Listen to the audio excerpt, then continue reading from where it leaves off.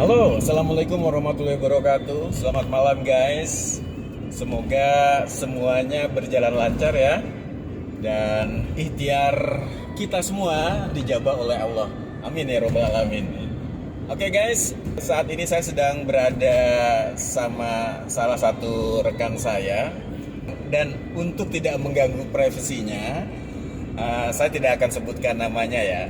Tapi saya dan beliau ini sering sih menggunakan jasa transportasi berbasis daring guys. Nah, kalau pada konten sebelumnya saya sempat mewawancarai driver online yang berada di Samarinda, yang mana dia menjerit dan jelas menolak masalah program tarif hemat beserta jarak penjemputan yang jauh. Maka yuk coba saya pada kesempatan ini akan mengulik dari sisi customer. Karena kalau saya yang bicara pasti nggak fair karena saya yang punya channel kan. Makanya saya cobalah sambil jalan ya, saya coba untuk menanyakan kepada rekan saya ini. Oke mas, selamat malam mas. Ya, malam juga. Iya mas dan saya adalah suka kemana-mana dan sering menggunakan jasa transportasi berbasis online lah ya mas ya. Ya. Nah mas, sebagai customer apa yang mas rasakan mengenai tarif dan sebagainya mas? Kalau buat customer sih mungkin menguntungkan. Tapi Oke. mungkin kalau buat driver mengerti sendiri lah, antara jarak tempuh dengan biaya ongkosnya itu kayaknya nggak setara ya. Iya. Mungkin kalau buat customer sih oke, sangat menguntungkan. Nah, Saya lihat untuk ke drivernya mungkin antara jarak tempuh dengan itu sangat-sangat tidak masuk akal. Tidak masuk akalnya apa? Jarak tempuh jauh begitu kok dengan biayanya kok begitu murah ongkosnya. Saya sih untung-untung aja.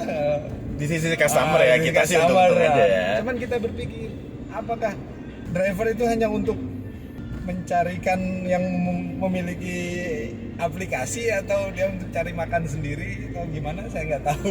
Oke, jadi mungkin maksudnya mas adalah dengan argo yang tidak sebanding ya mas ya, boleh dikatakan seperti itu, dengan jarak tempuh itu. Nah, itu apakah driver online hanya ingin membuat senang aplikator gitu ya mas ya? Ya, betul. Atau bisa juga untuk menutupi kebutuhan hidupnya gitu ya mas ya? Iya. Nah, kalau dari driver sendiri ada keluh kesah mas tentang hal kayak gitu mas? tetap ada. Seperti apa keluh kesah driver yang mas dengar di sisi customer? Makanya banyak nggak nerima orderan saya gitu. Suka menggunakan juga masalah promo dan juga argo hemat mas? Nah, pokoknya saya hanya ngikuti argo yang ada aja. Berarti mas tidak pernah menggunakan atau manfaatkan Tidak, penawaran tidak, argo tidak, hemat tidak, ya? Tidak. Yang Oke. seadanya aja. Polos-polosan aja mas ya? Polos-polosan aja. Nah, kenapa mas tidak menggunakan promo hemat itu mas? Ya, promo bagi saya sih nggak ada pengaruhnya lah. Sama aja. Soalnya kita tahu lah gitu. Mungkin kalau pakai promo mungkin lebih rugi lagi kalau bagi drivernya gitu. Jadi ya saya seadanya yang ada aja gitu. Oke. Dengan tarif yang ada seadanya. Los-losan gitu. Mas sendiri di sisi customer nih mas ya, bila memang ada kenaikan mas, yang saya tahu adalah kalau di taksi konvensional ya, itu kan argo sudah bisa mencapai antara 5.500 sampai 6.000 gitu mas ya. Kalau misalkan ada kenaikan mas yang sebanding dengan taksi konvensional lah, gimana pandangan mas di sisi customer? Ya, kalau saya sih tidak begitu pengaruh karena itu akses jalan saya, yang penting saya sampai ke tujuan gitu. Kita ngikutin argo aja.